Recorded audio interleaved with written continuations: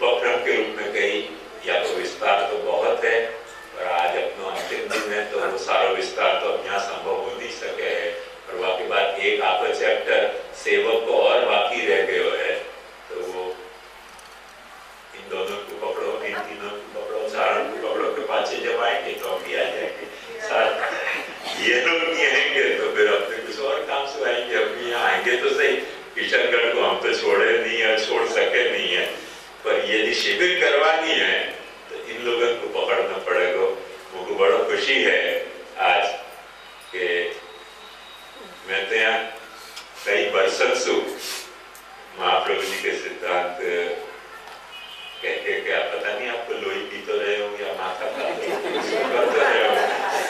कुछ तो करते रहे हो, पर इन सब में आके और जो अपना एक पूरा माहौल यहाँ सिद्धांत शिविर के अध्ययन को जगाए हो, वो श्री महाप्रभु जी की कृपा है। इन पे भी कृपा है महाप्रभु जी की, किशनगढ़ पे भी कृपा है, मेरे पे भी कृपा है कि अपन सब मिलके सिद्धांत मुक्तावली को अपन ने अवगाहन किया। मैं समझूं कि इन चारों को भी कुछ कुछ अपने को अभिप्राय सुनना चाहिए कि इनको क्या लगे हो, इनको माथा बचे हो, कुछ जुआए हो, पसंद नहीं है, ये सब बताएंगे ये चारों। मैं समझे थोड़ी थोड़ी देर mic so one by one सब जने बताओ, एक एक माइक ले जाओ तो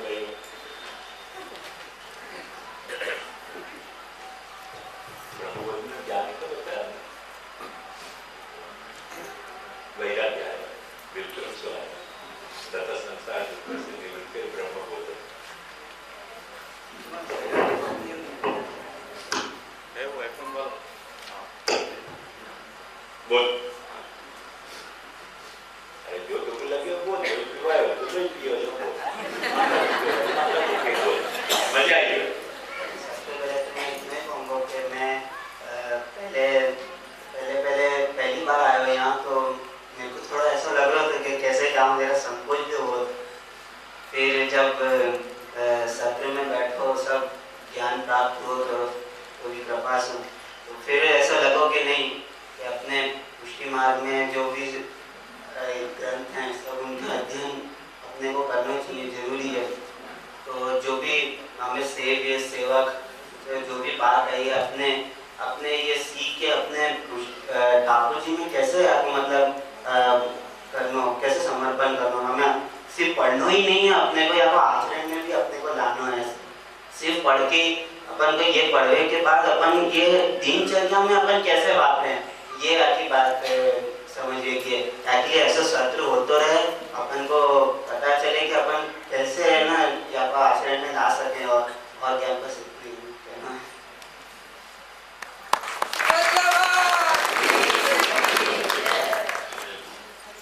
याद रहे कि अध्ययन की प्रक्रिया पिछले कुछ वर्षों से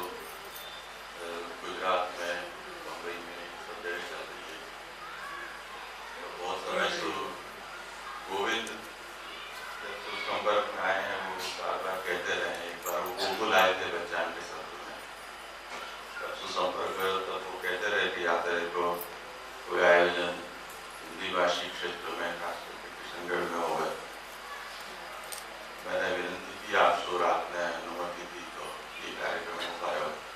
अपेक्षा हमारी ये थी कि जो प्रक्रिया अध्ययन सत्र की शुरू से चले आ रही है, वहाँ में कोई व्यक्ति बीच में से जुड़े तो आपको थोड़ा कठिन लगे विषय को समझना। या वक्त हमने एक नई प्रक्रिया शुरू की है, नया सत्र शुरू किया है, और अपेक्षा हमें ये रही कि नए लोग खास करके जो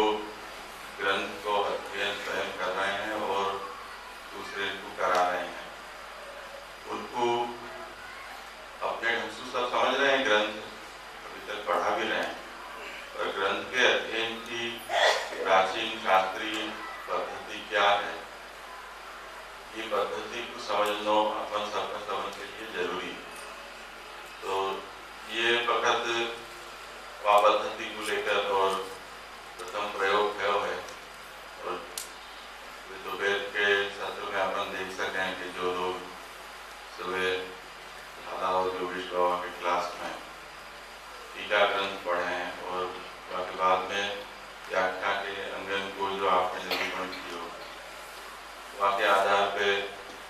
ग्रंथ की व्याख्या के क्या क्या अंग हैं, कौन सी पंक्ति कौन सी भूमिका को लेके आ रही है, इन सब बात को लेके और जब इसको अध्ययन कर रहे हैं तो उनको निश्चय प्रतीति भी होगी कि आप पहले भी सिद्धांत मुक्तावली को अध्ययन भय हो, फिर अब ये दृष्टि नहीं मिलने के पीछे जब उनको ग्रंथ देखे हैं तो और ज़्यादा आपकी बातें खुल गई हैं और गहराई से वो ग्रंथ समझ में आने लग गए हो। अब याद प्रक्रिया को आगे बढ़ानी भी जरूरी है, क्योंकि समय की मर्यादा में रहते थे वहाँ व्याख्या के अंग में बहुत थोड़े अंग को विचार हो पाएगा। अभी और भी बहुत से अंग मीमांसा की दृष्टि से, न्याय की कुछ प्रणाली से और जो अन्य तरह के ग्रंथ हैं या अधिकरण विचार हो गए हैं, वास्तव की प्रक्रिया को भी समझना ये बहुत जरूरी है, क्योंकि प्रकरण ग्रंथ तक तो अपनी गति अभी जो निरूपण है अंगवा में हो जाएगी, पर प्रौढ़ ग्रंथन में अपनी गति तब तक नहीं हो सके जब तक दूसरे अंग को विचार नहीं कर पाओ। ये प्रक्रिया चलती रहे और हिंदी भाषी क्षेत्र में कुछ ऐसी सुस्ती सी छाई रहे, ऐसा लगे है, क्योंकि ये चाहते थे कि एक तो युवा वर्ग या में सम्मिलित हो गए, दूसरे केवल स्थानिक नहीं परंतु दूसरे भी क्षेत्र में जो वैष्णव वर्ग हैं और याद प्रणाली में रुचि रखते हैं वो भी यहाँ में सम्मिलित होना। तो आगे ऐसा भी प्रयास होना चाहिए कि जहाँ जहाँ भी अपने संपर्क हुए या तरह की ग्रंथ के अध्ययन में जिनकी रुचि हो उनको आग्रह से अपन बुलाएं और ये प्रक्रिया को आगे बढ़ाते रहें। आपके आशीर्वाद और लोगों को सहयोग हो तो याद रहे तो कार्यक्रम आगे भी अवश्य करेंगे। आप बुलाओगे तो जरूर आएंगे।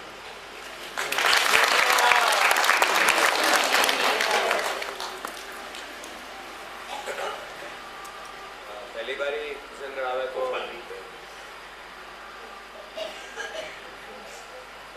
किशन रावे को अवसर प्राप्त भयो और यहाँ के वैष्णव को उत्साह देख के बहुत ही खुशी हुई है और महाप्रभु जी कृपा से काका जी की सानिध्य में कार्यक्रम बहुत ही अच्छी शुरू है और मुझको भी पढ़ा है, बहुत आनंद आया है। या मैं ऐसा लगे कि कृपा तो अपने सबके ऊपर ही है, तभी अपन को इतनी रुचि तो हो रही है कि इस कार्यक्रम अच्छे से करें, लेकिन वो कृपा को अच्छे से झील लो वो जीव को कार्य है। ठाकुर जी कृपा कर रही है तो अपन वो कैसे झीलनी है वो कृपा को, तो महाप्रभु जी के जो वचन है, उनकी जो वाणी है उनको अवगाहन करें तो अपन को कृपा को कैसे झीलनी बाकी दिशा प्राप्त होए। तो अपन यही कहेंगे कि वैष्णव को जीवन कैसा है कि स्मरण भजन जापी नत्याज नीति में बधी, तो स्मरण और भजन को त्याग नहीं करना, यही एक वैष्णव भगवत का जीवन है। भगवत सेवा और भगवत सेवा के अवसर में ये सत्संग को कार्यक्रम और यहाँ ये सत्संग कार्यक्रम जो है वो तीन प्रकार से अपन ने देखो। एक तो महाप्रभु जी की वाणी को साक्षात अध्ययन के रीत से देखो, दूसरो वह शास्त्रीय पद्धति से वाणी को समझनी और तीसरो काका जी के मुखार से प्रवचन के तरह से भी आपको श्रवण लाभ करके भी वही चीज को अपन ने समझी है। तो ये एक बहुत ही त्रिवेणी संगम जैसी बात हो गई कि बहुत ही अच्छा लगे ये कार्यक्रम में भाग लेके। तो यही तरह का उत्साह भविष्य में सब वैष्णव दिखाएंगे तो मुझको भी बहुत आनंद आया पढ़ाने में, तो क्योंकि मेरा भी आभार है तो अगर आचार्य की वाणी को भयो है तो यही तरह से सब लोग भाग लेते रहो और महाप्रभु जी की वाणी से कभी भी अलग मत हो, वही जुड़ते रहो, क्योंकि यही वाणी ही अपन को ये संसार सागर को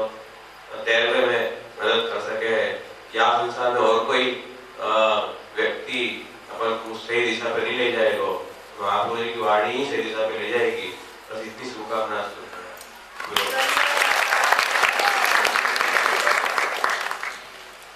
आज मैं सत्र के आखिरी दिन में यहाँ पर उपस्थित हुआ हूँ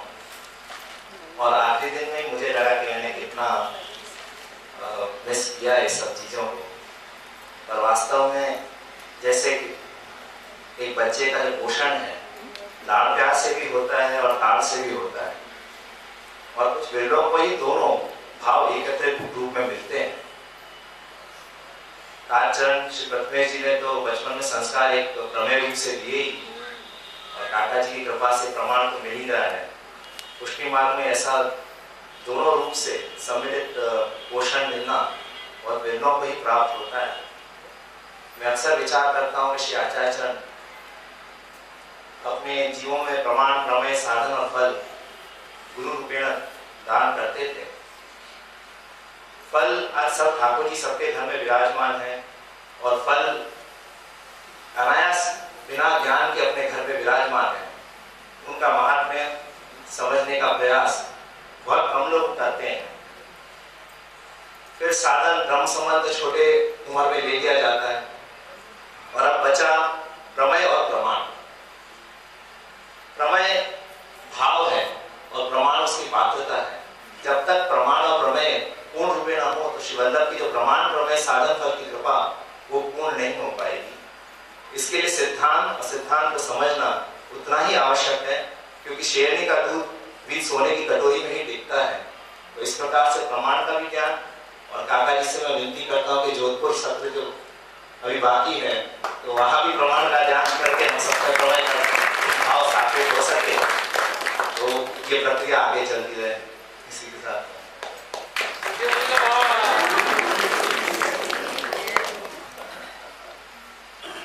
एक मेरी आदत है कि मैं प्रायः आभार कोई को नहीं मानूं, क्योंकि आभार मानने से फिर भार अपने पे रह नहीं जाए, दिल हल्को हो जाए। तो मैं कोई को आभार नहीं मानूं, सबको मैं अपने दिल पे भार महसूस करना चाहूँ। जिन जिन लोगों ने या कार्यक्रम को आयोजन में परिश्रम कियो, सम्मिलित होके और ऐसा अपना उत्साह दिखाए, उन सबको आभार नहीं मान रहे हूँ, क्योंकि आभार मानते ही भार नहीं रह जाएगा दिल पे, सो भार मान रहे हूँ, आभार नहीं। और वो भार मैं या ये मान रहे हूँ